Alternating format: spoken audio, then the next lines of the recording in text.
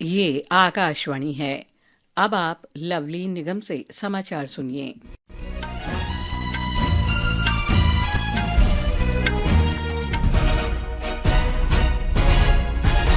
निर्वाचन आयोग ने आज दिल्ली विधानसभा चुनाव का कार्यक्रम घोषित कर दिया है। 70 सदस्यीय दिल्ली विधानसभा चुनाव के लिए 5 फरवरी को वोट डाले जाएंगे और 8 फरवरी को मतगणना होगी।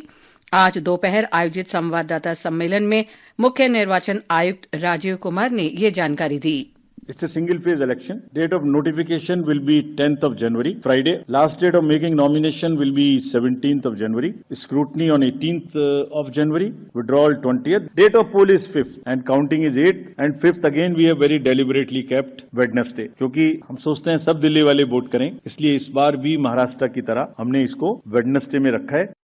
मौजूदा दिल्ली विधानसभा का कार्यकाल 23 फरवरी को समाप्त हो रहा है। सत्तारूढ़ आम आदमी पार्टी ने सभी विधानसभा सीटों के लिए अपने उम्मीदवारों की घोषणा कर दी है, जबकि भारतीय जनता पार्टी ने अब तक 29 प्रत्याशी घोषित किए हैं। गृह मंत्री अमित शाह ने आज नई दिल्ली में केंद्रीय अन्वेषण ब्यूरो सीबीआई द्वारा विकसित भारत पोल पोर्टल का शुभारंभ किया। भारत पोल पोर्टल का उद्देश्य इंटरपोल के माध्यम से अंतर्राष्ट्रीय सहायता के लिए सभी अनुरोधों पर कार्रवाई को सुव्यवस्थित करना है, जिसमें रेड नोटिस और अन्य इंटरपोल नोटिस जारी करना शामिल है। इस अवसर पर गृह मंत्री अमित शाह ने कहा कि भारत पोल अंतर्राष्ट्रीय जांच को नए युग में ले जाएगा। श्री शाह ने बताया कि इससे आतंकवाद से संबंधित अपराधों और मादक पदार्थों, हथियारों तथा मानव तस्करी से संबंधित मामलों से निपटने में सहायता मिलेगी। केंद्रीय स्वास्थ्य सचिव पुण्य सलीला श्रीवास्तव ने कहा है कि ह्यूमन मेटानिमोवायरस HMPV से जनता के लिए चिंता की कोई कारण नहीं है। राज्यों और केंद्र शासित प्रदेशों के साथ एक वर्चुअल बैठक के दौरान स्वास्थ्य सचिव ने ये बात कही। स्वास्थ्य सचिव ने भारत में श्वसन संबंधी बीमारियों की वर्तमान स्थिति और उनके प्रबंधन के लिए सार्वजनिक स्वास्थ्य उपयोगों के साथ साथ HMPV मामलों की स्थिति की समीक्षा भी की। सचिव ने राज्यों को इन्फ्लुएंजा जैसी बीमारी और गंभीर तीव्र श्वसन संक्रमण की निगरानी को मजबूत करने की सलाह दी। उन्होंने आश्वासन दिया कि देश श्वसन संबंधी बीमारी के मामलों में किसी भी संभावित वृद्धि के लिए पूरी तरह से तैयार है। केंद्रीय स्वास्थ्य मंत्री जगत प्रकाश नड्डा ने कहा कि HMPV नया वायरस नहीं है और इसको लेकर चिंता करने की कोई आवश्यकता नहीं है।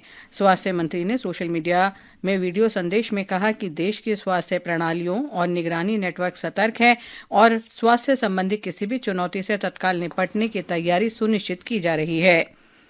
आयकर विभाग के अधिकारी आज तमिलनाडु के पूर्व मुख्यमंत्री और AIADMK महासचिव E पलनीसामी के रिश्तेदारों के दफ्तरों और आवासों पर छापेमारी कर रहा है।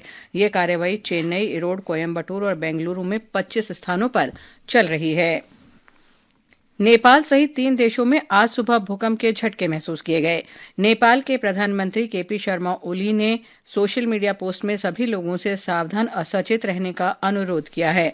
आज सुबह 6:50 में काठमांडू घाटी में तेज भूकंप के झटके महसूस हुए। भूकंप का केंद्र तिब्बत का डिंगे काउंटी है, जहां से 7.1 रेक्टर के झटके महसूस हुए थे। भूकंप में 53 लोगों की मौत हो गई और 62 घायल हो गए। रेक्टर पैमाने पर भूकंप की तीव्रता 7.1 मापी गई। भूकंप का केंद्र नेपाल सीमा के पास तिब्बत का जीजांग था। सूचना और प्रसारण मंत्री अश्विनी वैष्णव ने आज रेल भवन में केंद्र सरकार के आधिकारिक कैलेंडर जारी किया। इस वर्ष के कैलेंडर का विषय जन भागीदारी से जन कल्याण है। इस अवसर पर श्री वैष्णव ने कहा कि कैलेंडर सरकार के आदर्श वाक्य सबका साथ सबका विकास के अनुरूप है।